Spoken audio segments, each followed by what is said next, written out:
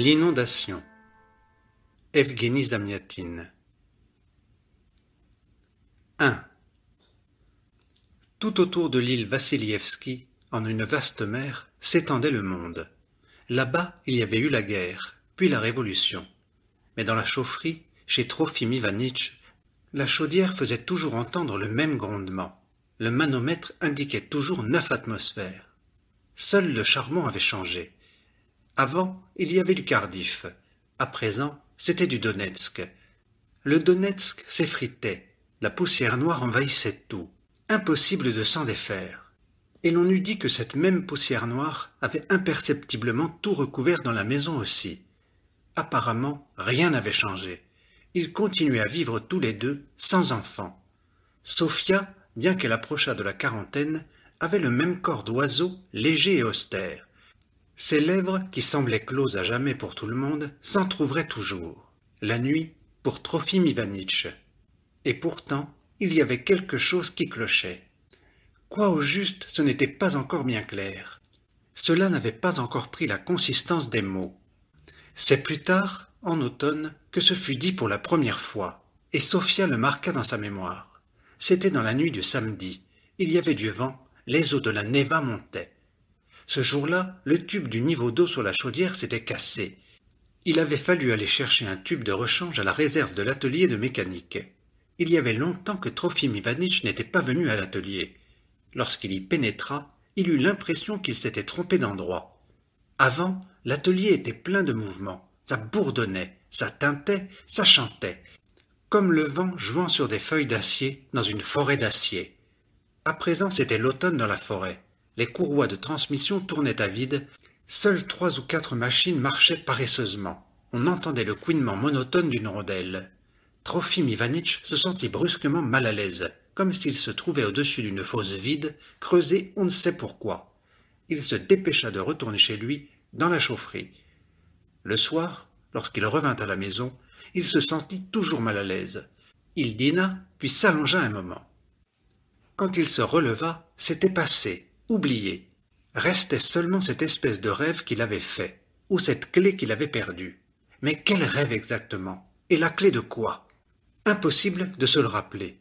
Et puis, la nuit, cela lui revint en mémoire. Toute la nuit, le vent de la côte avait battu la fenêtre, faisant teinter les vitres. Les eaux de la Neva montaient, et le sang, comme relié à elle par des veines souterraines, lui aussi montait. Sophia ne dormait pas. Trofim Ivanitch, dans la pénombre, trouva à tâtons ses genoux et resta longtemps en elle. Mais il y avait de nouveau quelque chose qui clochait. Il y avait de nouveau comme une fosse. Il restait allongé. Les vitres tintaient monotones dans le vent. Tout à coup, il se souvint. La rondelle, l'atelier, la courroie tournant à vide. « Oui, c'est bien ça !» prononça à voix haute Trofim Ivanitch. « Qu'est-ce qu'il y a ?» demanda Sophia. « Tu ne fais pas d'enfant, voilà ce qu'il y a. » Sophia comprit aussi. Oui, c'était bien cela. Elle comprit que si elle ne faisait pas un enfant, Trofim Ivanitch la quitterait. Il se viderait d'elle imperceptiblement, goutte à goutte, comme l'eau s'échappant du tonneau desséché. Celui qui depuis longtemps se trouvait chez eux, dans l'entrée, et dont Trofim Ivanitch depuis longtemps devait refaire le cerclage, mais il ne trouvait jamais le temps. Cette nuit-là, ou plutôt vers le petit matin, la porte s'ouvrit toute grande, heurtant avec fracas le tonneau. Sophia sortit en courant de la maison. Elle savait que c'était la fin, qu'on ne pouvait pas revenir en arrière. Sanglotant un grand bruit, elle courut vers le champ de Smolensk, où quelqu'un faisait craquer des allumettes dans le noir. Elle trébucha, tomba, ses mains s'aplatirent dans quelque chose d'humide. Il fit jour. Elle vit que ses mains étaient pleines de sang. « Qu'est-ce que tu as à crier ?» demanda Trofim Ivanitch. Sophia se réveilla. Mais le sang était bien là. C'était comme à l'habitude, son sang de femme. Avant, il s'agissait simplement de ces jours où il lui était pénible de marcher, où elle avait froid aux jambes et se sentait sale. À présent, c'était comme si on la faisait passer en jugement, et chaque mois, elle attendait le verdict. À l'approche de ces jours-là, elle ne dormait pas. Elle avait peur, et en même temps elle avait hâte que cela arrive. Si cette fois, cela ne venait pas, si elle était... Mais rien ne se passait. Il y avait en elle une fosse vide. Elle l'avait remarqué à plusieurs reprises. La nuit, lorsque toute honteuse elle s'enhardissait à appeler à voix basse Trofim Ivanitch pour qu'il se tourne vers elle, il faisait semblant de dormir. Alors Sofia refaisait ce rêve. Seule, dans le noir, elle courait vers le champ de Smolensk. Elle criait, et au matin ses lèvres étaient plus serrées encore qu'à l'habitude. Dans la journée, le soleil tournoyait sans trêve comme un oiseau, décrivant des cercles autour de la terre. La terre s'étendait nue. Au crépuscule, le champ de Smolensk tout entier fumait comme un cheval échauffé. Par un jour d'avril, les murs étaient devenus si ténus qu'on entendit distinctement les cris des gamins au dehors. « Attrape-la! Attrape !» Sofia savait qu'il s'agissait de la fille du menuisier, Ganka. Le menuisier habitait à l'étage au-dessus, il était malade, sans doute le typhus. Sofia descendit dans la cour. Poursuivie par 4 gamins du voisinage, Ganka, la tête rejetée en arrière, courait droit sur elle. Ayant aperçu Sofia, elle lança quelque chose au gamin puis s'avança seule, avec gravité. Ganka sentait le chaud. Elle respirait rapidement. On voyait frémir sa lèvre supérieure qui portait un petit grain de beauté noire. « Quel âge a-t-elle ? 12 ? 13 ans ?» pensa Sofia. Cela faisait tout juste autant que Sofia était mariée. Ganka aurait pu être sa fille, mais elle était à d'autres. Elle lui avait été volée à elle, à Sofia. Tout à coup, quelque chose se serra dans son ventre, remontant vers le cœur, et Sofia se prit à détester l'odeur qui émanait de Ganka, et cette lèvre légèrement frémissante avec son grain de beauté noire. « La doctoresse est venue voir le père. Il a perdu conscience, » dit Ganka. Ses lèvres se mirent à trembler, elle baissa la tête comme pour avaler ses larmes. Sofia en eut aussitôt mal de honte et de pitié. Elle prit la tête de Ganka et l'attira vers elle. Ganka étouffa un sanglot, s'échappa et courut vers le coin sombre de la cour. Les gamins la suivirent furtivement. Avec cette douleur fichée quelque part en elle, comme la pointe d'une aiguille brisée, Sofia entra chez le menuisier. À droite de la porte, la doctoresse se lavait les mains au lavabo. Elle avait une forte poitrine, un nez en trompette et portait un lorgnon. « Alors, comment va-t-il » demanda Sofia. « Il tiendra jusqu'à demain, » répondit gaiement la doctoresse. « Ensuite, nous aurons, vous et moi, un peu plus de travail. »« Du travail ? Quel travail ?»« Quel travail ? Un homme en moins, cela veut dire, pour vous comme pour moi, qu'il faudra faire plus d'enfants. Vous en avez combien ?» Un bouton était défait sur la poitrine de la doctoresse. Elle voulut le reboutonner et n'y parvenant pas se mit à rire. « Moi, je n'en ai pas, » répondit lentement Sofia, desserrant ses lèvres avec peine. Le menuisier mourut le lendemain. Il était veuf, il n'avait personne. Les voisines vinrent. Elles restaient près de la porte à chuchoter, puis l'une d'elles, couverte d'un épais fichu, se décida. « Dites, on ne va tout de même pas rester comme ça !» Et elle défit alors son fichu, tenant l'épingle entre ses dents. Ganka était assise sur son lit, silencieuse, recroquevillée sur elle-même, laissant à découvert ses pieds fins, pitoyables et nus. Sur ses genoux, un morceau de pain noir auquel elle n'avait pas touché. Sofia redescendit chez elle. Il fallait penser au dîner, Trofim Ivanitch n'allait pas tarder. Comme elle avait tout préparé et commencé à mettre la table, dans le ciel déjà nocturne, incertain, perça une étoile solitaire et triste.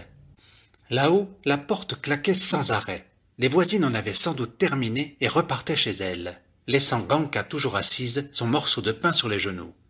Trofim Ivanitch arriva. Debout près de la table, il paraissait large et trapu, les chevilles comme fichées en terre. « Le menuisier est mort, » dit Sofia. « Ah bon? Il est mort ?» demanda distraitement Trofim Ivanitch, l'air absent.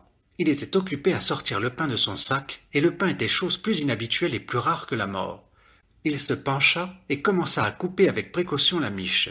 Brusquement, et pour la première fois semblait-il, en toutes ces années, Sofia remarqua son visage buriné et ravagé, sa tête de tzigane toute parsemée de cheveux blancs, comme saupoudrés de sel. « Non, il n'y en aura pas, il n'y aura pas d'enfant !» lui cria désespérément son cœur. Mais lorsque Trofim Ivanitch eut pris un morceau de pain, brusquement elle se retrouva là-haut, chez le menuisier. Là-bas il y avait Ganka, seule, assise sur son lit, un morceau de pain sur les genoux, tandis qu'on voyait par la fenêtre une étoile du printemps, acérée comme la pointe d'une aiguille. C'est alors que les cheveux blancs, Ganka, le pain, l'étoile solitaire dans le ciel vide, tout cela se fondit en un seul élément dont les parties étaient inexplicablement liées, et à sa propre surprise, Sofia demanda Trofim Ivanitch, et si on la prenait avec nous, Ganka, la fille du menuisier, qu'elle soit... » Elle ne put continuer. Trofim Ivanitch la regarda avec étonnement. Puis, à travers la poussière de charbon, les mots pénétrèrent en lui et il se mit à sourire. Lentement, aussi lentement que lorsqu'il dénouait le sac de pain. Quand il eut fini de dénouer son sourire, ses dents étincelaient, son visage était comme neuf. « Bonne idée, Sophia. Amène-la ici. Du pain, il y en aura bien assez pour 3. » Cette nuit-là, Ganka dormait déjà chez eux, dans la cuisine. Allongée dans son lit, Sophia l'entendait se retourner sur son banc, puis la respiration devint régulière. « Maintenant, tout ira bien », pensa Sophia avant de s'endormir. 2. Les gamins dans la cour jouaient à un nouveau jeu, le koltchak. Celui qui faisait koltchak se cachait, les autres le cherchaient puis l'ayant trouvé, le fusillaient du bout de leur bâton, au son des tambours, en chantant. Le vrai koltchak avait été lui aussi fusillé. À présent, plus personne ne mangeait de viande de cheval. Dans les magasins, on vendait du sucre, des caoutchoucs, de la farine. La chaudière à l'usine marchait toujours au charbon du Donetsk, mais Trofim Ivanitch maintenant se rasait la barbe et la poussière de charbon se détachait aisément. Il y avait bien longtemps, avant son mariage, il ne portait pas la barbe, et voilà qu'à présent, il semblait revenir à ces années-là. Parfois même il riait comme dans le passé, laissant apparaître ses dents blanches, des vraies touches d'accordéon. Cela lui arrivait le dimanche, lorsqu'il restait à la maison, et qu'à la maison il y avait Ganka. Elle était maintenant en dernière année à l'école. Trofim Ivanitch lui faisait lire le journal à voix haute. Ganka lisait vite et avec assurance, mais en estropiant à sa façon tous les mots nouveaux. La molebisation, la sens principale. « Comment ? Demandait Trofim Ivanitch, sentant le rire qui montait en lui. « La sens principale, répétait tranquillement Ganka. Puis elle racontait que la veille, à l'école, un nouveau professeur leur avait expliqué qu'il y avait des corps sur la terre, et qu'il y avait de la même façon des corps dans le ciel. « Des corps ? Quels corps ?» disait Trofim Ivanitch en ayant peine à se contenir. « Bah, des corps comme cela !» Et Ganka enfonçait son doigt dans la poitrine qui pointait sous sa robe. Trofim Ivanitch n'y pouvait plus tenir. Le rire lui sortait par le nez, par la bouche, comme de la vapeur s'échappant des soupapes d'une chaudière gonflée par la pression. Sophia restait assise à l'écart, seule. La science principale, les corps célestes. Ganka lisant le journal, tout cela était pour elle aussi inintelligible que lointain. Ganka parlait et riait uniquement avec Trofim Ivanitch, et lorsqu'il lui arrivait de rester seule avec Sophia, elle gardait le silence, allumait le poêle, faisait la vaisselle ou parlait avec le chat. Parfois seulement, elle dirigeait avec lenteur ses yeux verts sur Sophia, et la fixait attentivement, pensant manifestement quelque chose, mais quoi? C'est ainsi que vous regardent les chats fixement, en remuant leurs pensées étranges, et devant leurs yeux verts, devant leurs pensées étranges, leurs pensées de chat, on en a tout à coup un peu froid dans le dos. Sophia jetait une veste sur ses épaules, se couvrait d'un épais fichu et partait, n'importe où, dans un magasin, à l'église ou tout simplement dans la pénombre de la perspective Mali, pour ne pas rester seule avec Ganka. Elle marchait le long des caniveaux noirs qui n'étaient pas encore pris par le gel. Elle longeait les palissades en tôle et elle se sentait vide comme l'hiver. Sur la perspective Mali, en face de l'église, il y avait une maison aux fenêtres béantes, vide elle aussi. Sophia le savait bien, personne n'y habiterait jamais plus on y entendrait de joyeuses voix d'enfants. Un soir de décembre, elle passa devant cette maison, s'efforçant comme toujours d'aller vite, sans regarder. Du coin de l'œil, à la façon des oiseaux, elle aperçut au vol, dans la fenêtre vide, une lumière. Elle s'arrêta, impossible. Elle revint sur ses pas et jeta un regard à l'intérieur. Parmi les éclats de briques, 4 gamins en guenilles étaient assis auprès d'un feu. L'un d'entre eux, un garçon aux yeux noirs, sans doute à petite zigane, esquissait un pas de danse, le visage tourné vers Sophia. Sur sa poitrine nue sautait une petite croix d'argent, ses dents brillaient. La maison vide était devenue vivante. Le petit zigane ressemblait un peu à Trofim Ivanitch, et Sophia sentit brusquement qu'elle aussi était encore vivante, que tout pouvait encore changer. Tout émue, elle entra dans l'église en face de la maison. Elle n'était pas venue là depuis 1918, quand Trofim Ivanitch, avec les autres ouvriers de l'usine, était parti pour le front. C'était toujours le même petit pop moussu et chenu qui officiait. Les chants la réchauffèrent, faisant fondre la glace et chassant l'hiver qui était en elle. Devant, dans la pénombre, on allumait des bougies. Lorsque Sofia revint à la maison, elle eut envie de raconter tout cela à Trofim Ivanitch. Mais c'était quoi au juste tout cela? À présent, elle ne le savait plus elle-même. Elle se borna à dire qu'elle était allée à l'église. Quelle idée d'aller à l'ancienne église! Si au moins tu choisissais ceux de l'église vivante, leur Dieu à eux, il a pour ainsi dire une carte du parti. Il fit un clin d'œil à l'adresse de Ganka. Lorsqu'il plissait ainsi les yeux, son visage glabre devenait espiègle comme celui du petit Tzigan, avec beaucoup de dents joyeuses et avides. Ganka, les joues rouges, dérobait son regard. Elle se borna à jeter sur Sofia un coup d'œil par en dessous, du coin de ses yeux verts. À compter de ce jour, Sofia se mit à aller souvent à l'église, jusqu'à ce qu'un pope de l'église vivante fasse son apparition, à l'office, suivi de ses adeptes. C'était un grand escogriffe roux, portant une chasuble étriquée. Il avait l'air d'un soldat déguisé. Le petit pope aux cheveux blancs se mit à crier. « Je ne vous laisserai pas faire! Je ne vous laisserai pas faire !» Il s'accrocha à l'autre et tous deux roulèrent sur le parvis. Dans la foule, des poings se levèrent, tels des étendards. Sofia quitta l'église et n'y revint plus. Elle se mit à aller dans le quartier de l'Horta, où Fiodor le cordonnier, celui qui avait une calvitie jaune, prophétisait le troisième testament. Cette année-là, le printemps était tardif. Le jour de la fête du Saint-Esprit, les feuilles sur les arbres commençaient tout juste à poindre. Les bourgeons vibraient d'un frémissement imperceptible à l'œil, puis s'ouvraient.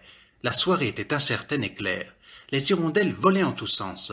Ce soir-là, Fiodor le cordonnier prophétisait la venue prochaine du jugement dernier. De grosses gouttes de sueur roulaient sur sa calvitie jaune. Ses yeux bleus de dément étaient si brillants qu'on ne pouvait en détacher le regard. « Ce n'est pas du ciel qu'il viendra, non, mais de là, de là, de là !» Tremblant de tout son corps, le cordonnier se frappait la poitrine, puis il déchira d'un coup sa chemise blanche, découvrant son corps jaune et fripé. Il s'enfonça les ongles dans la poitrine pour la déchirer elle aussi.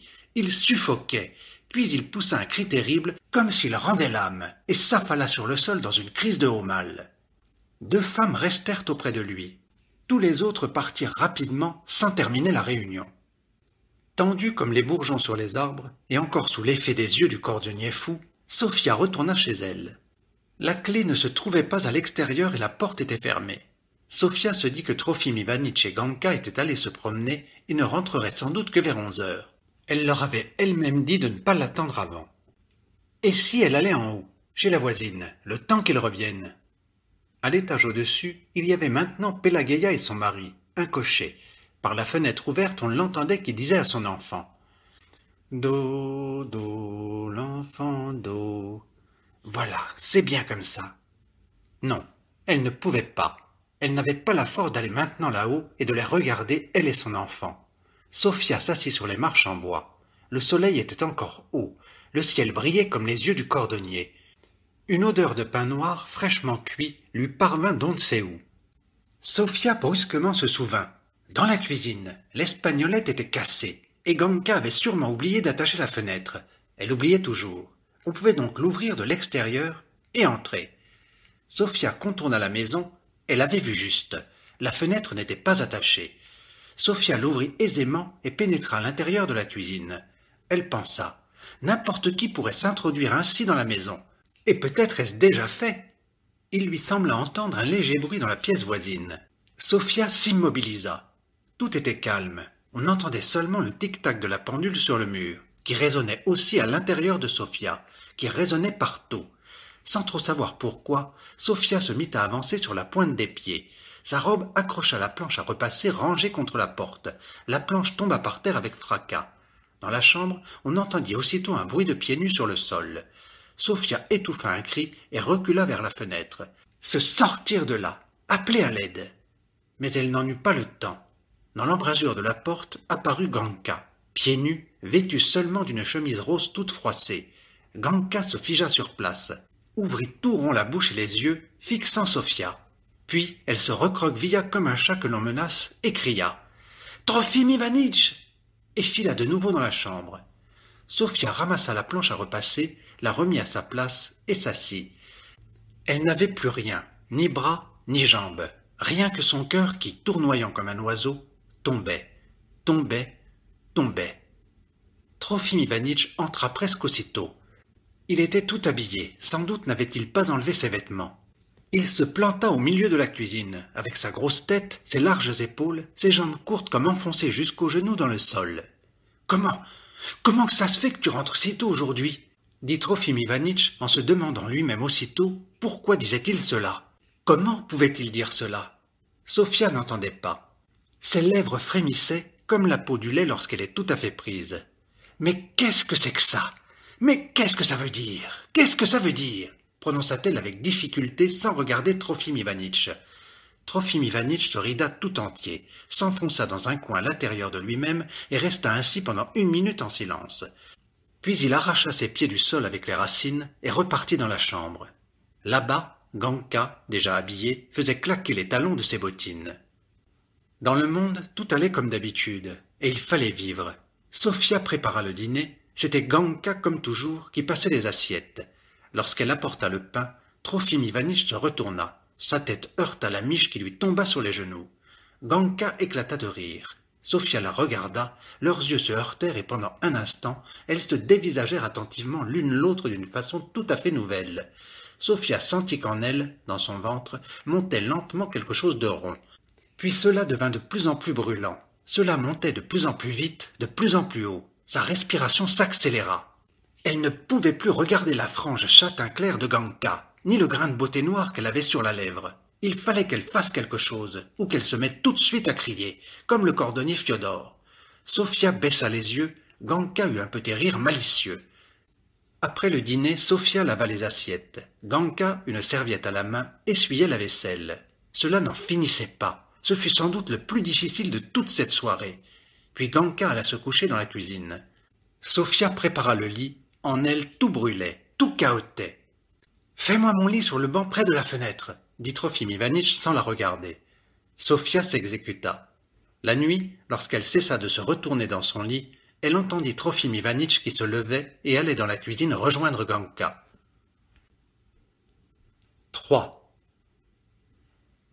Sur la fenêtre, il y avait un bocal retourné, dans lequel, on ne sait trop comment, avait pénétré une mouche.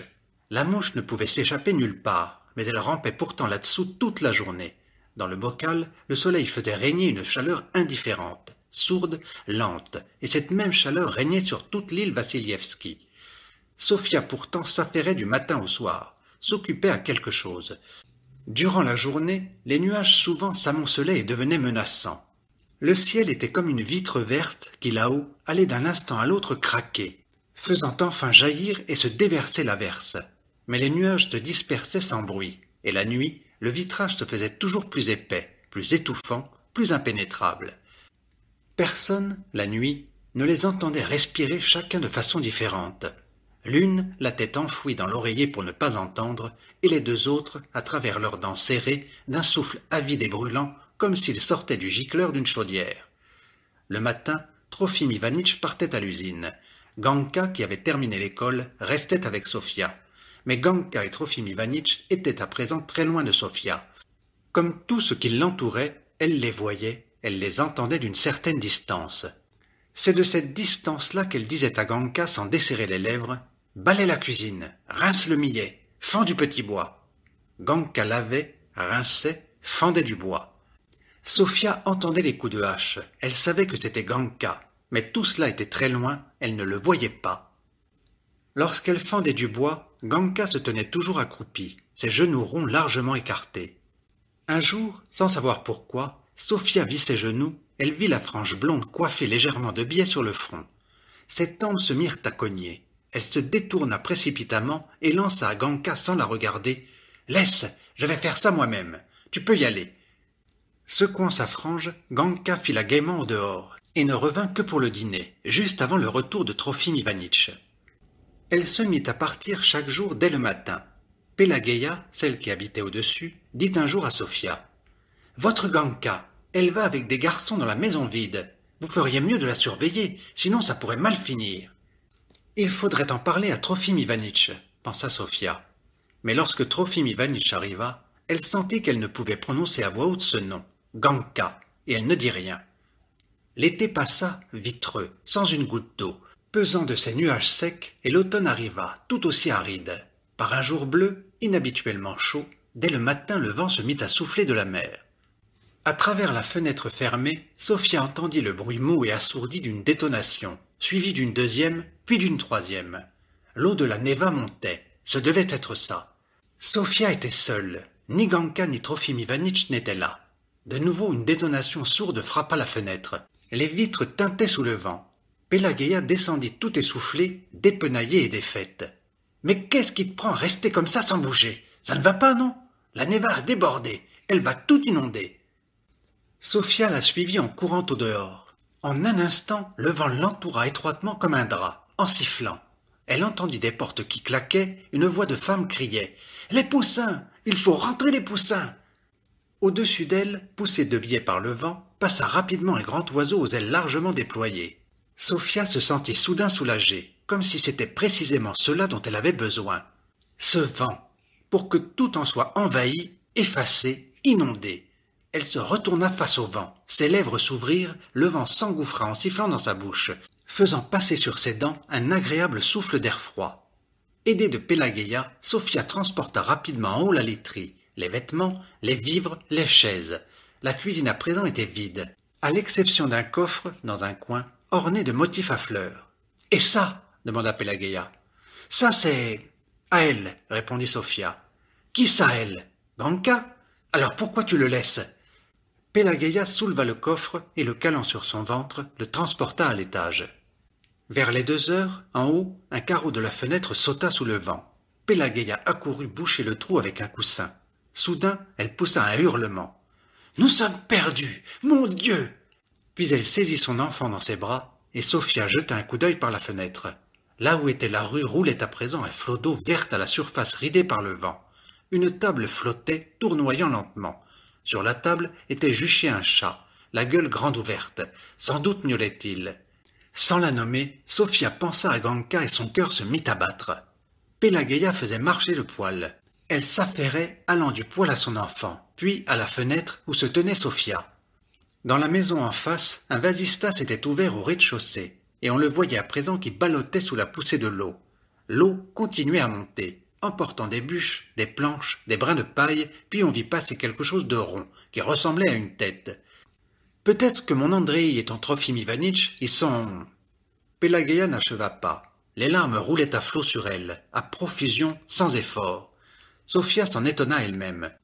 Comment avait-elle pu ainsi oublier Trofim Ivanitch et ne penser tout le temps qu'à une chose, à elle, à Ganka? Pelageya et Sophia entendirent soudain des voix au dehors. Elles coururent à la cuisine, vers la fenêtre. Se frayant un passage au milieu des rondins de bois, une barque se dirigeait vers la maison. Dans la barque, 2 inconnus et Trofim Ivanitch, tête nue. Sur son gilet ouatiné, il portait une blouse bleue, que le vent, d'un côté collait étroitement à son corps, et de l'autre gonflait démesurément, ce qui donnait l'impression qu'il était cassé en 2. Les 2 inconnus lui demandèrent quelque chose. La barque tourna à l'angle de la maison, les rondins de bois filèrent à sa suite en s'entrechoquant.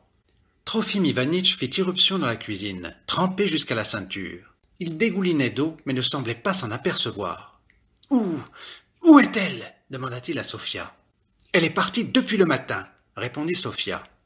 Pelageya, elle aussi, avait compris de qui il était question. « Ça fait longtemps que je l'avais dit à Sophia, et voilà où ça l'a menée, de cavaler. Maintenant, elle doit flotter quelque part. » Trofim Ivanitch se retourna vers le mur et se mit à en suivre du doigt la surface. Longtemps, il resta ainsi, dégoulinant d'eau et ne s'en rendant pas compte.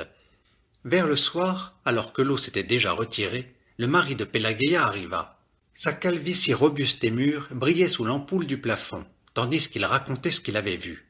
Un monsieur portant une serviette qui regagnait en crawl l'entrée de son immeuble, ou des dames qui couraient en remontant toujours plus haut leurs jupes. « Il y a beaucoup de noyés ?» lui demanda Sophia sans le regarder. « Plein, des milliers !» répondit le cocher en plissant les yeux. Trofim Ivanitch se leva. « J'y vais !» annonça-t-il. Mais il n'alla nulle part. La porte s'ouvrit, et sur le seuil se tenait Ganka. Sa robe lui collait à la poitrine, aux genoux. Elle était trempée jusqu'aux os, mais ses yeux brillaient. Trofim Ivanitch ébaucha un mauvais sourire, lentement, souriant des dents seulement. Il s'approcha de Ganka, la saisit par le bras et l'emmena à la cuisine, refermant soigneusement la porte derrière lui. On l'entendit qui disait quelque chose à travers ses dents. Puis il se mit à la battre. Ganka sanglotait. Après quoi elle s'aspergea longtemps avec de l'eau et rentra dans la chambre, de nouveau toute joyeuse, secouant sa frange sur son front.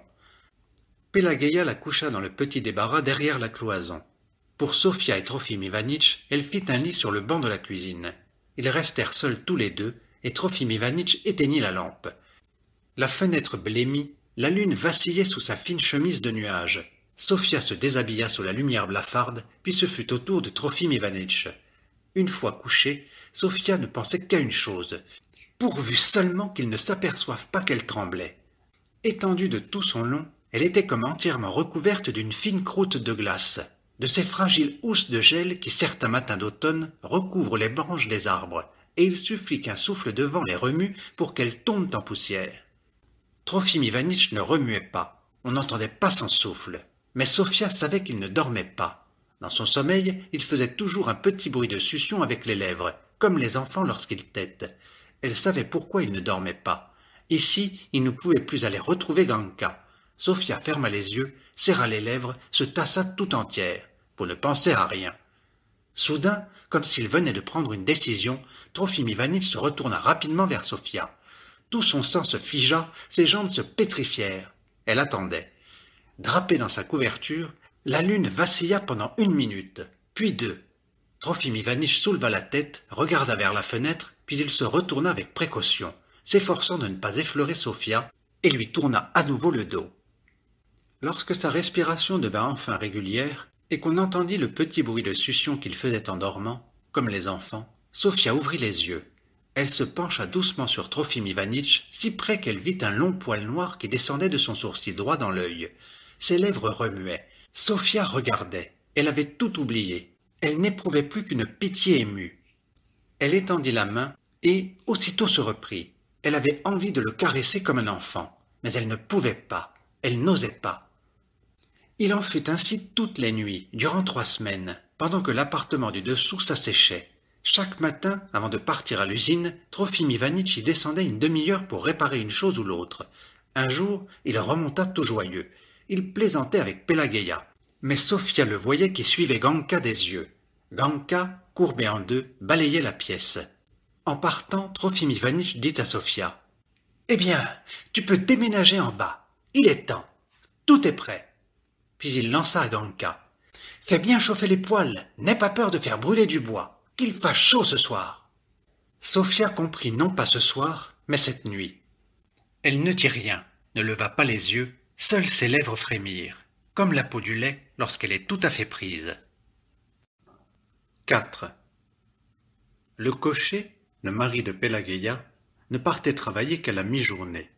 Il aida Sofia et Ganka à transporter rapidement toutes les affaires en bas. « Alors, qu'est-ce qu'on peut te souhaiter maintenant ? La bienvenue dans ton ancien logement ?» dit-il à Sofia. Rapidement, en quelques regards, comme les coups d'aile d'un grand oiseau, Sofia fit le tour de la pièce. Tout était revenu à sa place. Les chaises, le miroir terni, la pendule sur le mur, le lit où la nuit, Sofia allait de nouveau se retrouver seule. Il lui sembla que là-haut, ça avait été un bonheur. Là-bas, la nuit, elle entendait sa respiration. Il n'était pas avec celle-là, avec l'autre. Il n'était à personne. Alors que maintenant, aujourd'hui même, Ganka était parti chercher du bois. Sofia restait debout, le front appuyé contre la fenêtre. La vitre teintait sous le vent. Les nuages gris et bas, des nuages de la ville, des nuages de pierre, passaient dans le ciel, comme s'ils étaient de retour, des nuages étouffants de l'été que pas un orage n'avait transpercés. Sofia sentit que ces nuages n'étaient pas au dehors, mais en elle, que depuis des mois ils s'amoncelaient comme des pierres, et qu'à présent, pour ne pas être étouffée par eux, il fallait qu'elle brise quelque chose en 1000 morceaux, ou bien qu'elle parte d'ici en courant, ou encore qu'elle se mette à hurler comme le cordonnier, lorsqu'il annonçait le jugement dernier. Ganka entra. Sofia l'entendit déverser le sac de bois par terre, puis introduire les bûches dans le poêle. La fenêtre frémit, comme si à l'extérieur battait un cœur. C'était le canon. L'eau, de nouveau poussée par le vent, tendait comme un ressort les veines bleues de la Neva. Sofia restait immobile, sans se retourner, pour ne pas voir Ganka. Soudain Ganka se mit à chanter doucement, d'une voix nasillarde. Jamais cela ne s'était produit auparavant. Sofia jeta un coup d'œil. Ganka avait lâché la hache et accroupi taillait un copeau de bois avec son couteau. Ses genoux ronds, largement écartés, frémissaient sous sa robe. Sa frange frémissait sur son front. Sophia voulut détourner les yeux, mais elle ne pouvait pas. Lentement, avec peine, comme une barge que l'on tire vers le rivage à contre-courant, le cordage trembla en craquait. Sophia s'approcha d'elle. Ganka était tout échauffé par son travail, et Sophia fut plongée dans l'odeur brûlante et douceâtre de sa sueur, cette même odeur, sans doute, qu'elle avait la nuit. Et dès que Sophia eut inspiré en elle cette odeur, d'en bas, de son ventre quelque chose monta en elle, éclaboussant son cœur, l'inondant tout entière. Elle voulut se retenir à quelque chose, mais elle était emportée, comme les morceaux de bois dans la rue, comme le chat sur la table. Sans réfléchir, soulevée par une vague, elle saisit sans savoir elle-même pourquoi la hache posée par terre. De nouveau la fenêtre retentit d'un énorme battement de cœur. Sophia vit de ses yeux qu'elle tenait la hache à la main. « Mon Dieu, mais qu'est-ce qui me prend ?» cria en elle terrifiée l'une des Sophia, tandis que l'autre, dans la même seconde, du plat de la hache, frappait Ganka à la tempe, à la frange. Ganka ne poussa pas un cri.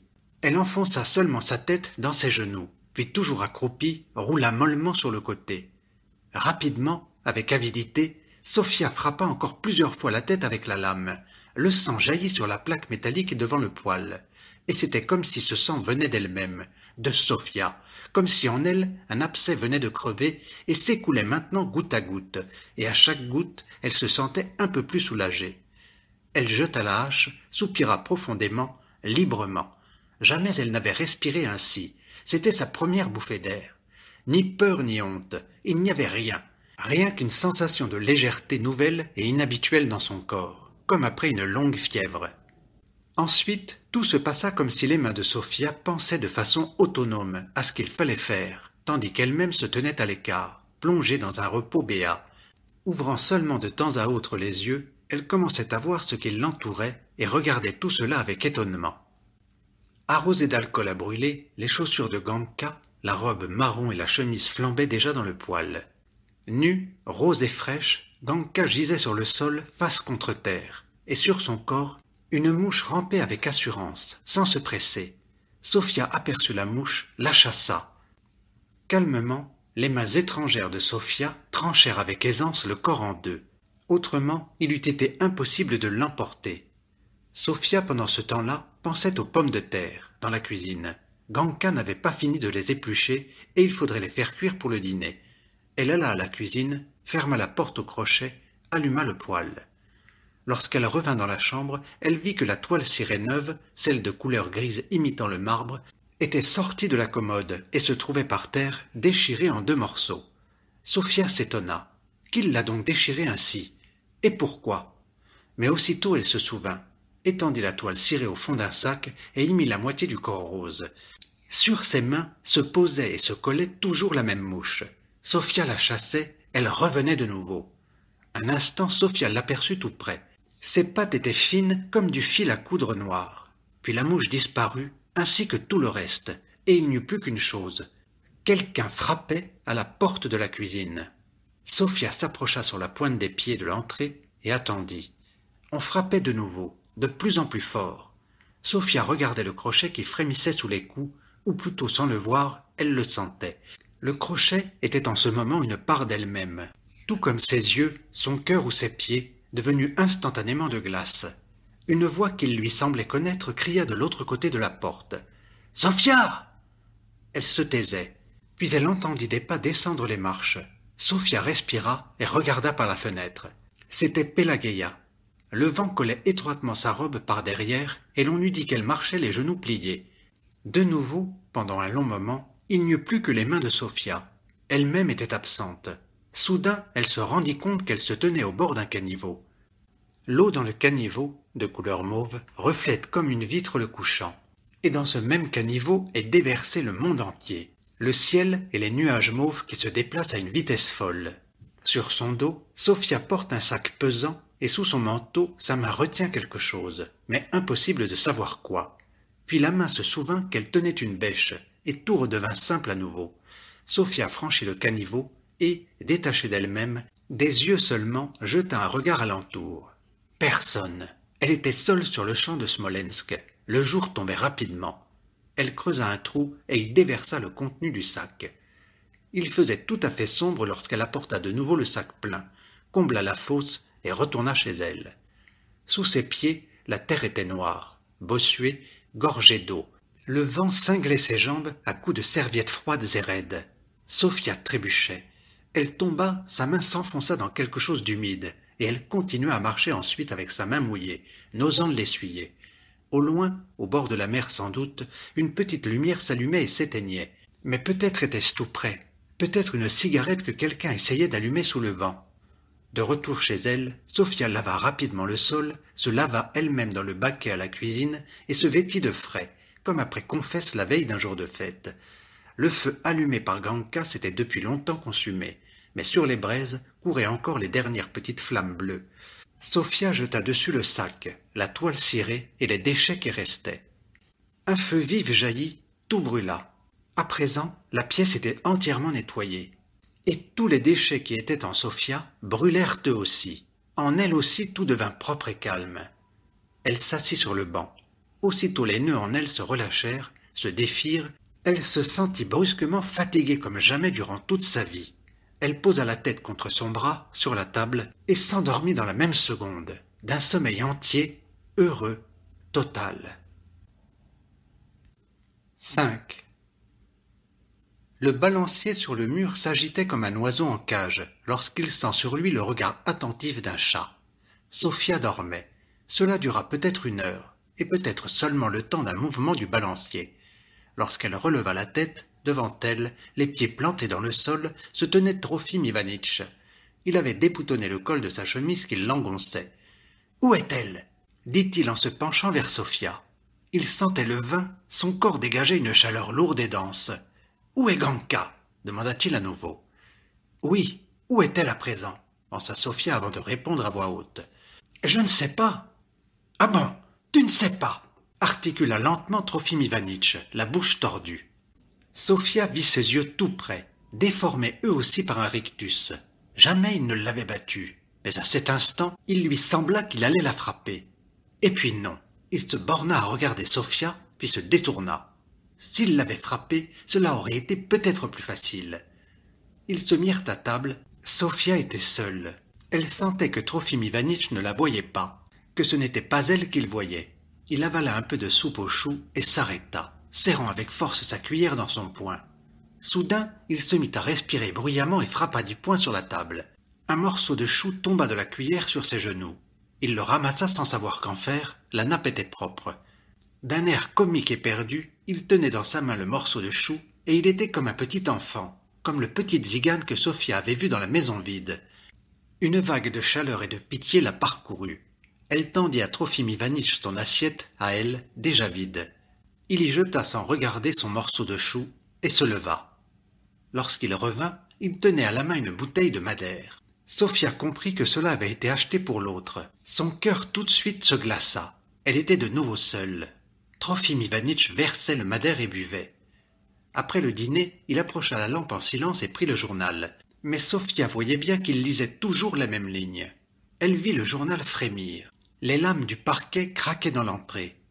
Non, on n'allait pas chez eux, mais chez les voisins du dessus. À nouveau ce fut le silence. Seul le balancier sur le mur s'agitait comme un oiseau en cage. Là-haut, on bougeait quelque chose de lourd. Sans doute se préparait-il là-bas pour la nuit. Ganka ne venait toujours pas. Trofim Ivanitch passa devant Sophia et alla vers le porte-manteau, mit son bonnet de fourrure, resta un moment debout. Puis il arracha le bonnet comme s'il avait voulu, avec lui, arracher aussi sa tête, pour ne plus penser, et se coucha sur le banc, le visage tourné vers le mur. « Attends, je vais faire le lit, » dit Sophia. Il se releva, la regarda, et ses yeux passèrent à travers Sophia comme un courant d'air. Elle fit le lit, s'approcha de la porte pour la fermer, tendit la main vers le crochet, puis s'arrêta net. Et si Trofim Ivanitch allait lui demander pourquoi elle savait que Ganka ne reviendrait pas? Il ne fallait pas, mais Sophia se retourna tout de même. Trofim Ivanitch la suivait des yeux. Il voyait sa main tendue qui n'osait pas toucher le crochet. « Eh bien, pourquoi tu t'arrêtes » demanda-t-il en ricanant à moitié. « Il sait tout » pensa Sophia. Le balancier devant elle fit un rapide mouvement et se figea. Lentement, en silence, Trofim Ivanitch devint rouge sang, puis elle repoussa la table, quelque chose tomba. C'était en Sofia, à l'intérieur d'elle. Voilà maintenant, à cet instant, il allait tout dire. Arrachant péniblement ses pieds du sol, il avançait vers Sofia, avec sur son front une veine bleue gonflée comme la neva. « Alors, qu'est-ce que tu attends » cria-t-il. Tout dans la pièce se figea. « Ferme la porte, qu'elle passe la nuit où elle veut, avec qui elle veut. Dans la rue, sous un porche, avec les chiens. Ferme, tu entends ?»« Comment ? Comment ?» dit Sofia sans y croire encore. « Comme ça !» coupa Trofim Ivanitch en se détournant. Sofia mit en place le crochet. Elle resta encore longtemps à trembler sous sa couverture, puis elle se réchauffa enfin et comprit que Trofim Ivanitch ne pouvait pas savoir, qu'il ne savait pas.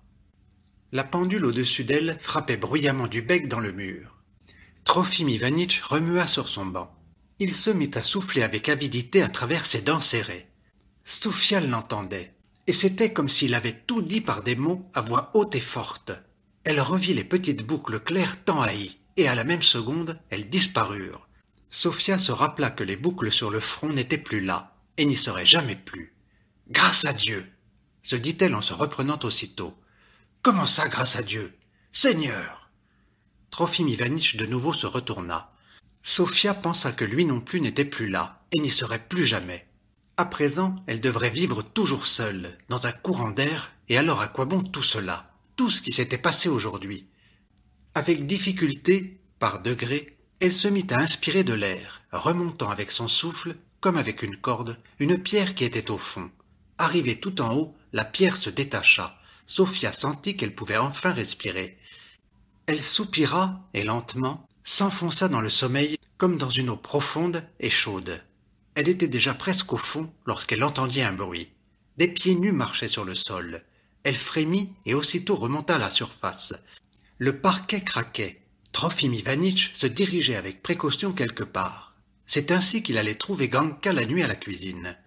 Sofia se recroquevillait en boule, pour ne pas respirer, ne pas crier, et elle se recroquevilla de la même façon à présent. Elle comprit qu'il avait envie d'y aller. Peut-être allait-il saisir son oreiller et le serrer contre lui. Peut-être resterait-il debout, là-bas, devant la couche vide de Ganka. Les lames du parquet craquaient, mais le bruit cessa. Trofim Ivanitch s'était arrêté. Sofia entr'ouvrit les yeux, et Trofim Ivanitch, dans un reflet blanchâtre, se tenait à mi-chemin entre son banc et le lit où elle était couchée. Et brusquement, une idée le transperça. Il n'allait pas vers la cuisine, mais vers elle. Vers elle! Une vague de chaleur la saisit tout entière. Ses dents s'entrechoquaient, elle plissa ses yeux. « Sofia !» prononça à voix basse Trofim Ivanitch. Puis, encore plus bas. « Sofia !» Elle reconnut cette voix particulière qu'il avait la nuit. Son cœur se détacha de sa branche, et roulant sur lui-même en désordre, se mit à tomber comme un oiseau, toujours plus bas. Sans réfléchir, Sofia comprit, à ses genoux serrés à en faire mal, au pli de son corps, que cela serait plus simple pour lui, plus facile, si elle ne lui répondait pas, et elle restait allongée sans respirer, en silence. Trofim Ivanitch se pencha sur elle, elle sentait son souffle tout près, sans doute la regardait-il. Cela ne dura qu'une seconde, mais Sofia pensa qu'elle ne pourrait pas le supporter et cria en silence. « Seigneur! Seigneur !» En haut, à des milliers de verstes, là où filaient les nuages déchaînés, on entendit le rire assourdi de Pélagueia. Une main brûlante et sèche toucha les jambes de Sofia. Elle ouvrit lentement les lèvres, s'ouvrit à son mari tout entière, jusqu'au fond, pour la première fois de sa vie. Il l'étreignit comme s'il voulait se venger sur elle de toute sa haine avide pour l'autre. Sofia l'entendit grincer des dents, elle entendit de nouveau là-haut le rire étouffé de Pélagueia. Ensuite, elle ne se souvenait plus de rien. 6. Au matin, il avait gelé. Les fenêtres étaient de sucre d'orge. Une tache de soleil bleu-jaune rampait sur le mur blanc. Durant la nuit, tout s'était apaisé. Tout était calme, transparent. De la fumée rose montait droit dans le ciel. Dans la cour, il y avait Pélagueia. Elle dit à Sofia, « Votre Ganka, elle a filé, hein? Voilà à quoi ça sert de les nourrir, ces filles-là. » Sofia la regarda de ses yeux légers, nés de ce matin, et elle tenta de se rappeler ce qui s'était passé hier, mais elle n'y arrivait pas. Tout cela était très loin. ou plutôt, rien de tout cela n'avait existé. Pelageya lui raconta que Trofim Ivanitch était passé chez eux avant de partir à l'usine. Il leur avait demandé s'ils n'avaient pas vu Ganka. Sofia se mit à rire. « Qu'est-ce que tu as » demanda Pelageya avec étonnement. « C'est juste comme ça » répondit Sofia. Elle regardait la fumée rose toute droite, la même fumée que dans le village d'où Trofim Ivanitch l'avait emmenée. Au village, on devait en ce moment hacher le chou. Elle se souvint des trognons frais, blancs, croquants. Il lui sembla que tout cela c'était hier, et qu'elle aussi était la même qu'autrefois, lorsqu'elle croquait des trognons de chou. À son retour de l'usine, Trofim Ivanitch se borna à demander. « Alors, elle n'est pas là ?» Sofia savait bien ce qu'il demandait. Elle répondit tranquillement. « Non. » Trofim Ivanitch dîna et repartit quelque part. Il revint tard. Il était sombre, sans doute avait-il cherché, demandé à tout le monde, partout. La nuit, il vint de nouveau retrouver Sofia, en silence, avec la même hargne, avec la même avidité que la veille.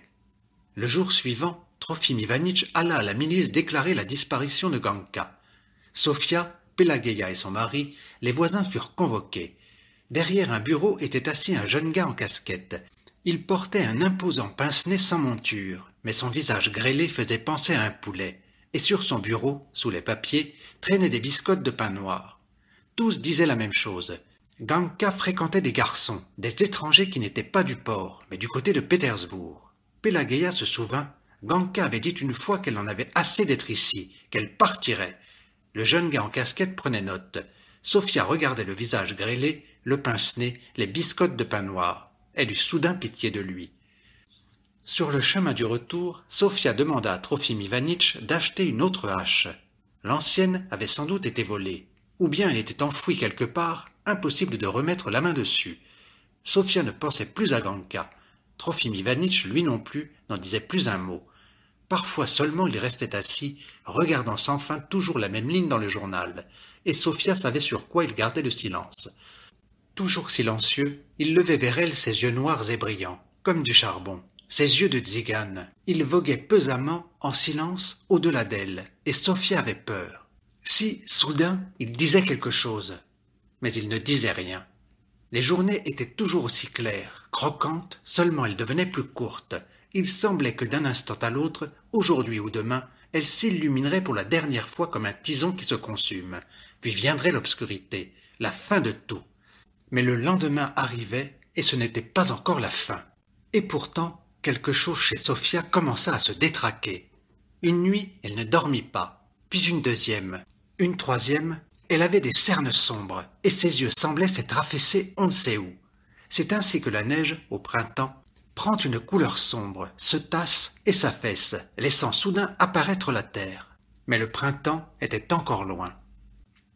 Un soir, alors que Sofia remplissait avec un entonnoir en fer blanc la lampe à pétrole, Trofim Ivanitch lui cria. « Regarde, regarde ce que tu fais, ça déborde !» Sofia s'aperçut que la lampe était déjà pleine et que l'alcool à brûler se répandait sans doute depuis longtemps sur la table. « Ça déborde !» répéta-t-elle, l'air désemparé. Ses lèvres d'habitude serrées étaient ouvertes, comme pendant la nuit, et elle regardait Trofim Ivanitch. Il lui sembla qu'elle voulait ajouter quelque chose. « Alors, qu'est-ce qu'il y a ?» demanda-t-il. Sofia se détourna. « C'est à propos d'elle. Tu sais quelque chose sur Ganka !» l'entendit-elle prononcer, filtrant sa voix à travers ses dents blanches de tzigane. Elle ne répondit pas. Pendant qu'elle servait le dîner, elle fit tomber par terre une assiette de sarrasin. Trofim Ivanitch leva la tête, il vit les yeux nouveaux qu'elle avait, des yeux affaissés comme la neige, et il se sentit soudain mal à l'aise à la regarder. Ce n'était pas elle. « Mais qu'est-ce que tu as, Sofia ?» Et de nouveau, elle ne répondit rien. La nuit, il revint vers elle, pour la première fois depuis ces 2 nuits-là. Lorsqu'elle entendit sa voix nocturne, « Sofia, dis-moi, je sais, il faut que tu me dises !» Elle ne put y tenir, cela débordait en elle, ses larmes jaillirent. Elles étaient chaudes, Trofim Ivanitch les sentit avec sa joue. Il s'effraya. « Mais qu'est-ce qu'il y a ? Peu importe maintenant, parle !» Sofia lui dit alors. « Je vais avoir un enfant. » C'était dans l'obscurité, c'était invisible. Trofim Ivanitch promena sa main sèche et brûlante sur son visage, pour le voir. Sous ses doigts tremblants, il sentit les lèvres de Sofia largement ouvertes, qui souriaient. Il lui dit seulement « Sofka !» Cela faisait longtemps, près de 10 ans, qu'il ne l'avait pas appelée ainsi. Elle se mit à rire béatement, à pleine gorge. « Mais quand donc est-ce que… » demanda Trofim Ivanitch. C'était arrivé l'une de ces 2 nuits, tout de suite après la disparition de Ganka. « Tu te souviens là-haut, il y avait Pélagueia qui… » Et j'ai alors pensé que moi aussi, comme Pélagueia, j'aurais… Non, je mens. Je n'ai rien pensé alors. C'est maintenant seulement. Et d'ailleurs, même à présent, je n'y crois pas. Si, j'y crois. Elle s'en mêlait. Les larmes coulaient facilement, comme les ruisseaux de neige fondus sur la terre. Trofim Ivanitch posa avec précaution sa main sur son ventre et la passa timidement de bas en haut. Le ventre était rond comme la terre. Enfoui au plus profond dans la terre, invisible à quiconque, il y avait Ganka. Et dans la terre, des graines invisibles labouraient le sol de leurs racines blanches. La nuit passa, ce fut de nouveau le jour, puis le soir arriva. Le soir, au dîner, Trofim Ivanitch apporta une bouteille de madère, exactement semblable à celle que Sofia avait déjà vue une fois. Il aurait mieux valu qu'à présent il apporte autre chose. Cela, Sofia ne le pensa même pas. C'était comme si elle l'avait lu des yeux seulement. Cela n'entra pas à l'intérieur d'elle-même. Tout son corps souriait. Il était plein à ras-bord. Rien d'autre ne pouvait plus y trouver place. Elle avait seulement peur parce que les jours devenaient de plus en plus courts, comme s'ils allaient d'un moment à l'autre se consumer tout à fait, et alors ce serait la fin, et il lui fallait se dépêcher pour avoir le temps, avant la fin, de dire ou de faire quelque chose. Un jour, Trofim Ivanitch revint à la maison plus tard qu'à l'habitude. Il s'arrêta sur le seuil, large, les pieds solidement ancrés dans le sol. Sur son visage, il y avait de la poussière de charbon. « On m'a encore convoqué !» Où et pourquoi, Sofia le comprit tout de suite. En elle, le balancier s'arrêta. L'espace d'un coup, puis 2, puis 3. Elle s'assit. « Alors ?» demanda-t-elle à Trofim Ivanitch. « Ils ont dit, l'affaire est classée. On ne l'a pas retrouvée. Elle a sûrement filé avec un Jules. Eh bien, qu'elle aille se faire voir, pourvu seulement qu'elle ne revienne pas. » Le cœur de Sofia se ranima. Ce n'était pas encore la fin. Et dans le même instant, juste un peu plus bas, frémit en elle comme un autre cœur, un deuxième. Elle poussa un cri, porta ses mains à son ventre. « Qu'est-ce que tu as ?» lui demanda Trofim Ivanitch en accourant vers elle. « Il remue !» prononça-t-elle d'une voix à peine audible. Trofim Ivanitch secoua la tête, saisit Sofia, la souleva, elle était légère comme un oiseau. « Laisse !» dit-elle. Il la posa par terre. Ses dents étaient blanches comme les touches d'un accordéon. Il éclata de rire de toutes les touches en même temps. C'était la première fois que cela lui arrivait depuis Ganka, et sans doute s'en aperçut-il lui-même. Il dit à Sofia « Voilà Sofka, n'oublie pas, si maintenant elle revenait, je la… » On frappa à la porte, tous 2 rapidement se retournèrent. Sofia entendit Trofim Ivanitch qui pensait presque à voix haute. « Ganka ?» Et la même idée la traversa elle aussi. Elle savait que c'était impossible, et pourtant l'idée était là. « J'ouvre » demanda Trofim Ivanitch. « Ouvre » répondit Sofia d'une voix blanche. Trofim Ivanitch ouvrit. Pélagueia entra, bruyante, large, tout à découvert. « Pourquoi tu es toute blanche ?» dit-elle à Sofia. « Il faut que tu manges maintenant, mon petit papillon. » Pélagueia avait déjà accouché 2 fois. Elles se mirent à parler de ces choses toutes les 2, et de nouveau, Sofia souriait de tout son corps. Elle avait oublié Ganka. La nuit, alors qu'elle s'enfonçait dans le sommeil, touchant presque le fond, elle aperçut soudain Ganka, comme si elle reposait quelque part sur ce fond nocturne. Sofia frémit, ouvrit les yeux, au plafond dansaient des taches claires. Dehors, le vent battait la fenêtre, une vitre tintait faiblement, de la même façon que ce jour-là. Elle tenta de se rappeler comment cela s'était passé, mais elle ne se souvenait de rien. Longtemps, elle resta allongée ainsi, puis des images séparées, sans queue ni tête, lui revinrent. Par terre, un bout de la toile cirée avec les motifs marbrés, la mouche qui rampe sur le dos rose, on distingue nettement les pattes de la mouche, fines comme du fil à coudre noir. « Qui a fait cela? Qui? C'est elle? Qui ça, elle? C'est moi! Trofim Ivanitch est là, près de moi. Je vais avoir un enfant. Et c'est moi. » Tous ses cheveux sur la tête devinrent vivants. Elle saisit Trofim Ivanitch par l'épaule et se mit à le secouer. Il fallait qu'il lui dise tout de suite que ce n'était pas vrai, que ce n'était pas elle qui l'avait fait. « Qu'est-ce que c'est? C'est toi, Sofka ?» prononça Trofim Ivanitch en décollant à peine ses yeux. « Ce n'est pas moi, pas moi !» cria Sofia, et elle s'arrêta. Elle comprit qu'elle ne pouvait rien dire d'autre, qu'il ne fallait pas, qu'elle ne le dirait jamais, parce que... « Seigneur, Seigneur, faites que ce soit enfin l'accouchement !» dit-elle à voix haute. Trofim Ivanitch éclata de rire. « Quelle idiote! Tu as bien le temps !» Et bientôt on entendit à nouveau le bruit de succion qu'il faisait en dormant. Sofia ne dormait pas. Elle cessa de dormir la nuit. Du reste, il n'y avait presque plus de nuit. Dehors, une eau claire et lourde ondoyait tout le temps derrière la fenêtre. Les mouches d'été bourdonnaient sans arrêt. 7. Le matin avant de partir à l'usine, Trofim Ivanitch raconta que la veille, l'ouvrier préposé au graissage avait été happé par un volant. Longtemps il avait tourné, et quand on eut réussi à le dégager, il avait tâté sa tête et demandé « Où est mon bonnet ?» Puis il était mort. Le double vitrage était déjà retiré. Sofia nettoyait les vitres avec un chiffon et pensait à l'ouvrier, à la mort. Il lui sembla que ce serait tout à fait simple, un peu comme lorsque le soleil se couche et il fait nuit, puis c'est de nouveau le jour.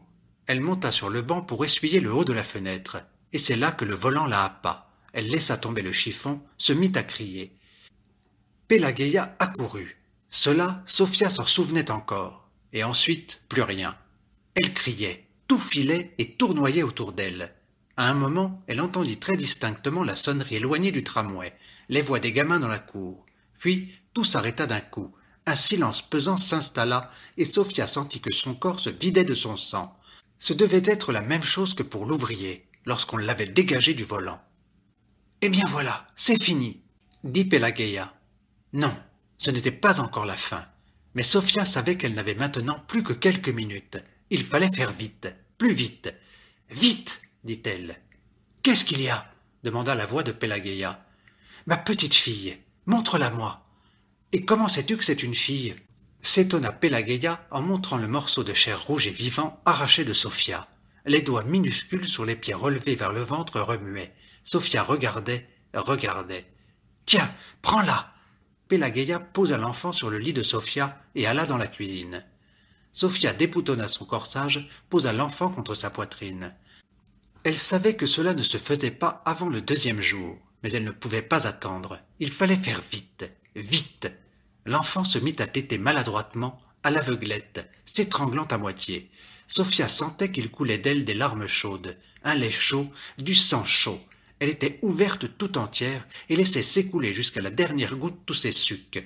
Chaude, bienheureuse, moite, comme la terre. Elle se reposait. C'était pour cette minute-là qu'elle avait vécu toute sa vie. C'était pour elle que tout avait eu lieu. « Je vais faire un tour chez moi, en haut. Tu n'as plus besoin de rien ?» demanda Pélagueïa. Sofia remua à peine les lèvres, mais Pélagueïa comprit que maintenant, elle n'avait plus besoin de rien. Ensuite, Sofia sommeilla un peu sous la couverture. Il faisait très chaud. Elle entendait la sonnerie des tramways, les gamins dans la cour criaient « Attrape-la !» Tout cela était très lointain, à travers l'épaisse couverture. « Attraper qui ?» pensa Sofia en ouvrant les yeux. Au loin, comme sur une autre rive, Trofim Ivanitch allumait la lampe. Il tombait une pluie dense, il faisait sombre. La lampe était minuscule comme une épingle. Sofia vit les dents blanches comme des touches d'accordéon. Trofim Ivanitch sans doute souriait et lui disait quelque chose. Mais quoi? Elle n'eut pas le temps de le comprendre. Elle était attirée vers le fond. À travers son sommeil, Sofia sentait sans arrêt la présence de la lampe.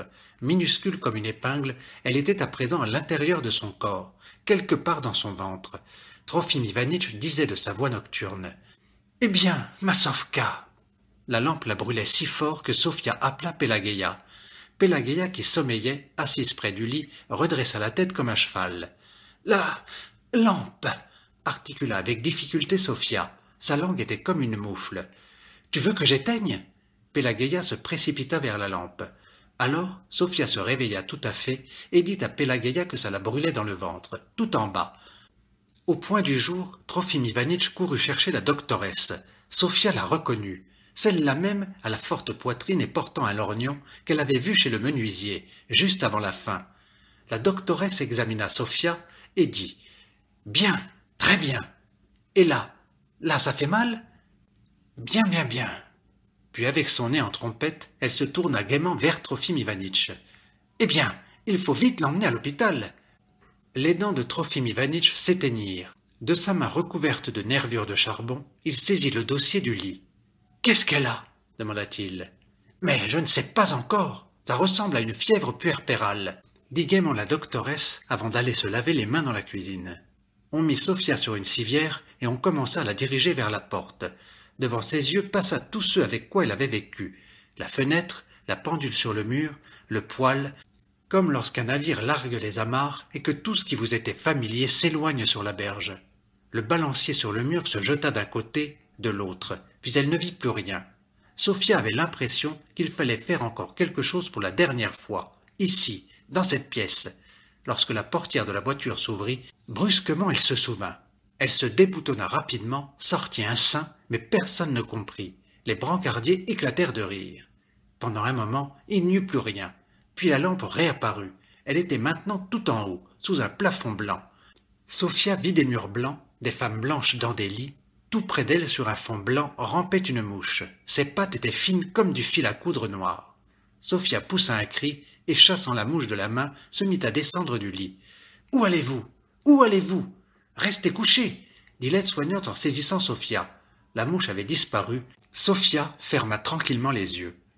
Ganka entra, avec un plein sac de bois. Elle s'accroupit par terre, écartant largement les genoux. Jeta un coup d'œil sur Sophia en esquissant un sourire. Agita sa frange blonde sur son front. Sophia sentit son cœur battre plus fort. Elle frappa Ganka avec la hache et ouvrit les yeux. Un nez en trompette avec un lorgnon se penchait sur Sophia. Des lèvres épaisses disaient rapidement « Bien, bien, bien !» Le lorgnon brillait. Sophia plissa les yeux et aussitôt Ganka entra, portant son sac de bois et s'accroupit par terre. Sophia la frappa de nouveau avec la hache et de nouveau la doctoresse hocha la tête en disant « Bien, bien, bien !» Ganka plongea la tête dans ses genoux. Sophia la frappa encore une fois. « Bien, bien, bien !»« Bon, » dit la doctoresse, « son mari est là. Appelez-le vite. Vite, vite !» cria Sophia. Elle comprit que c'était la fin, qu'elle allait mourir et qu'il fallait de toutes ses forces se dépêcher. L'aide-soignante partit en courant, claquant la porte derrière elle. Le canon tonna sourdement quelque part, tout près. Un vent déchaîné battait la fenêtre. « C'est l'inondation » demanda Sophia, ouvrant tout grand ses yeux. « Tout de suite, restez tranquille » dit la doctoresse. Le canon tonnait, le vent grondait dans ses oreilles, l'eau montait toujours plus haut. Encore un peu, et elle allait jaillir et tout emporter. Vite, il fallait vite! La douleur de la veille, la douleur familière la déchira en deux. Sophia écarta les jambes. « Je vais accoucher, vite !» Elle saisit la doctoresse par la manche. « Du calme, vous avez déjà accouché. Que vous faut-il encore ?» Qui? Sophia le savait bien, mais elle ne pouvait prononcer son nom. L'eau montait toujours plus haut. Il fallait vite. Ganka, la tête dans les genoux, se tenait accroupie près du poêle. Trofim Ivanitch s'approcha d'elle et la cacha. « Ce n'est pas moi, pas moi, pas moi !» voulut dire Sophia, comme elle l'avait déjà fait une fois auparavant. Elle se souvint de cette nuit et tout de suite comprit ce qu'elle devait faire. Dans sa tête, tout devint blanc et clair. Elle bondit, se mit à genoux dans son lit et cria à Trofim Ivanitch. « C'est moi, moi ! Elle allumait le poêle, je l'ai frappée avec la hache. » Elle n'a pas sa tête, elle ne sait pas ce qu'elle dit, commença Trofim Ivanitch. « Tais-toi » hurla Sophia. Il se tut. D'énormes vagues jaillissaient d'elle et le recouvraient, les recouvraient tous. Instantanément, tout se calma. Il ne restait que des yeux. « Je l'ai tuée » prononça Sophia lourdement, fermement. « Je l'ai frappée avec la hache, elle vivait chez nous. Elle vivait avec lui. Je l'ai tuée. Et je voulais avoir un... » Elle n'a pas fa tête. Trofim Ivanitch n'arrivait pas à articuler. Ses lèvres tremblaient. Sophia eut peur qu'on ne la croie pas. Elle fit un effort pour rassembler tout ce qui restait encore en elle pour se souvenir. « Si, je sais. Après, j'ai jeté la hache derrière le poêle. Elle y est toujours. » Autour d'elle, tout était blanc, calme, pas un bruit, comme par un jour d'hiver. Trofim Ivanitch gardait le silence et Sophia comprit qu'on la croyait. Lentement, comme un oiseau, elle s'affaissa sur le lit. À présent, tout était bien. Elle se sentait bien heureuse. Elle était finie. Elle était vidée tout entière. Le premier à reprendre ses esprits fut Trofim Ivanitch. Il se jeta vers Sophia, s'agrippa au dos du lit pour la retenir, ne pas la laisser partir. Elle est morte !» cria-t-il. Les femmes descendaient de leur lit, s'approchaient, tendaient la tête. « Allez-vous-en, allez-vous-en, recouchez-vous !» L'aide-soignante tentait de les écarter, mais elles ne partaient pas. La doctoresse souleva la main de Sophia, la garda un moment, puis annonça gaiement. « Elle dort !» Le soir, la couleur blanche devint légèrement verdâtre, comme une eau calme, et le ciel derrière la fenêtre était de la même couleur. Près du lit de Sophia se tenait de nouveau la doctoresse à la forte poitrine. À côté d'elle, il y avait Trofim Ivanitch et un jeune homme avec une cicatrice sur la joue. À cause de la cicatrice, il avait l'air de souffrir, tout en gardant quand même le sourire. La doctoresse sortit un cornet, écouta le cœur. Le cœur de Sophia était régulier, calme, sa respiration aussi. Bien, bien, bien. La doctoresse réfléchit une minute. Mais c'est qu'elle s'en sortira, vrai, elle s'en sortira. Elle mit son lorgnon, ses yeux devinrent comme les yeux des enfants lorsqu'ils regardent le feu. Eh bien, commençons, dit le jeune homme glabre en sortant du papier. Il avait mal, mais il souriait de toute sa cicatrice. Non, c'est impossible, il faut qu'elle dorme, dit la doctoresse. Il faudra, cher camarade, que vous reveniez demain. Bien, ça m'est égal. À elle d'autant plus. Maintenant, vous pouvez en faire ce que bon vous semble. Le lorgnon de la doctoresse brillait. Le jeune homme sortit, souriant à travers sa douleur. La doctoresse restait debout et regardait la femme. Elle dormait, respirant régulièrement, doucement, d'un air heureux, les lèvres largement ouvertes.